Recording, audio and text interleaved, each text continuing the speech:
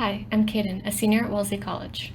And I'm Maddy. I'm a junior at Dickinson College. We researched a skeletal collection from the United Arab Emirates as part of a research experience for undergraduates funded by the National Science Foundation. Our project focused on maritime activities and their effects on the bones of the ear. Pearl diving has a long history in the Arabian Peninsula. During the Bronze Age, 3400 to 1300 BCE, groups from coastal areas traded pearls with neighboring states like Mesopotamia and the Indus River Valley, and the pearl trade continues today. We examined people from two tombs, called Unar I and Unar II, located at Shimel in the Emirate of Ras Al Khaimah, to understand if the people in this area also engaged in maritime activities like pearl diving. This site dates to the Umayyad period, which spans from 2700 to 2000 BCE. We studied temporal bones, the bones on the side of your head where your ears are located, to search for small bony tumors in the ear canal. Their technical name is external auditory exostoses, and they can form when an individual frequently spends long periods of time submerged in water. We also looked for evidence of ear infections in the middle ear, called otitis media, to determine if the bony tumors may be related to having ear infections. We began by sorting the temporal bones in the collection. This collection is commingled and fragmentary, which means that in prehistory, the bones were broken into small pieces and mixed up. Because exostoses are found in the ear canal, we needed to look at bones that still had an ear canal. In Unar I, we were able to look at 46 of the 563 total bones. In Unar II, we were able to assess 145 out of the 1,259 temporal bones. To look for exostoses, we examined the ear canal of each bone for tumors. We also noted the size of the bony growth, because the longer and more consistently someone is habitually submerged in water, the larger it can grow. 4 individuals, about 9% of Unar I, had evidence of these bony tumors, while 3 individuals, or 2% of Unar II, had them. Statistical analysis confirms that this is not a big difference. About the same number of people buried in each tomb had the growths. Next, we wanted to estimate the sex of the individuals, whether they may have been male or female.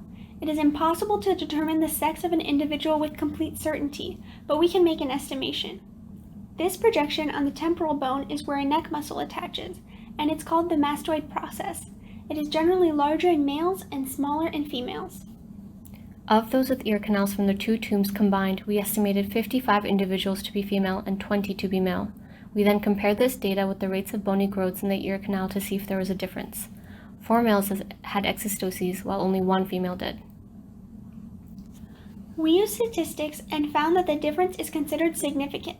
This could indicate that males were more likely to participate in maritime activities like pearl diving during the Umayyad period, similar to modern times. We also hypothesized that people with bony growths indicative of diving would be more likely to have ear infections. Ear infections can be seen in the bone in multiple ways. One method is to examine the small bones in the inner ear called auditory ossicles for pits on their surfaces. The more surface area the pits cover, the more severe the ear infection. Another method is to look at the end of the ear canal, which is called the promontory surface. Normally, this surface is smooth, but when someone has a severe ear infection, it can be damaged. First, the bone reacts by producing small ridges to heal itself. Later, the bone begins to break down the ridges, leaving behind a bumpy surface. We used these 2 techniques and found that 74% of the 94 temporal bones we could observe from both tombs had ear infections. We used a statistical test to see if there is an association between having exostoses and having ear infections, but did not find one. This means that being submerged in water does not necessarily lead to more ear infections in this group. Although 58% of bones scored from Unar I and 79% of bones scored from Unar II showed signs of ear infection, the difference is not statistically significant. Our results suggest that a small portion of individuals from this sample may have been spending a significant amount of time in the water, perhaps in order to collect pearls and other shellfish. They also indicate that males were more likely to participate in these maritime activities. We would like to thank Dr. Leslie Gregorica and Dr. Jamie Ollinger for their support throughout this program. We would also like to thank Dr. Jesse Goliath, Dr. Leslie Williams, Dr. Carlina De La Cova, and Dr. Delwar Hussein for their insights. And our TAs, Bailey Thomas and Anna Shinara, for their help throughout this summer.